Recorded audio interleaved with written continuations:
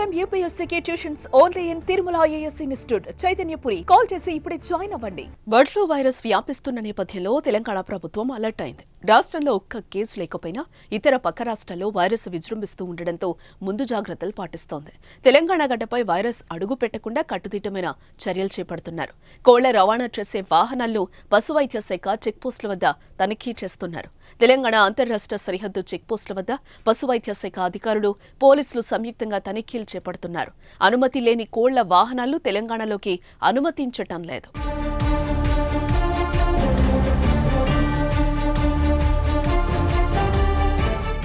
అదేవిధంగా రైతులతో పాటు ప్రస్తుత పరిస్థితిపై అందరికీ అవగాహన కల్పిస్తున్నారు.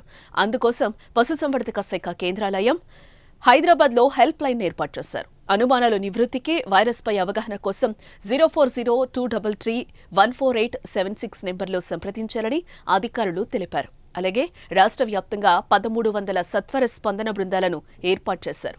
ఈ బృందంలో ఒక వైద్యుడు, 2 పారామెడికల్ సిబ్బంది ఉంటారు. కోళ్లు అనారోగ్యంగా ఉన్నాయని లేదా ఇతరత్ర కారణాలతో ఎవరైనా రైతులు ఫోన్ చేస్తే వెంటనే ఈ బృందాలు వెళ్లి చికిత్స అందిస్తాయి. ఆర్ఆర్టీ సభ్యులకు ప్రత్యేకంగా పీపీఈ కిట్లను అందించారు.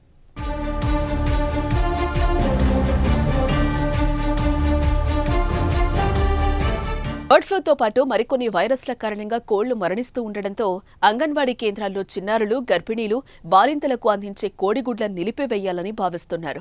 వైరస్ భయాల నేపథ్యంలో అంగన్వాడీ కేంద్రాల్లో కోడిగుడ్లు ఇవ్వడం ఎంతవరకు సురక్షితమనే దానిపై మహిళా శిశు సంక్షేమ శాఖ దృష్టి సారించింది.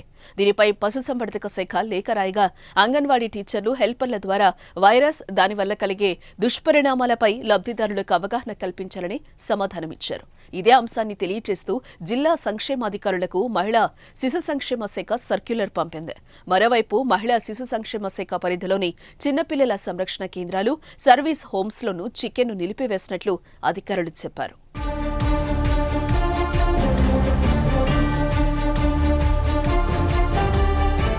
తెలంగాణలో ఇప్పటి వరకు ఎలాంటి బర్డ్ ఫ్లూ సోకలేదు. ఉమ్మడి ఖమ్మం జిల్లాలో కోళ్లు చనిపోయినా బర్డ్ ఫ్లూ కారణం కాదు. కల్లూరు, పెనుపల్లి తదితర ప్రాంతాల్లో కోళ్లు మరణానికి వాతావరణం, కొక్కెర, బ్యాక్టీరియాల లక్షణమని పరీక్షల్లో తేలింది. సో ప్రజలు ఎలాంటి అపోహలు నమ్మొద్దని, ఆందోళనకు గురికావద్దని అధికారులు సూచిస్తున్నారు.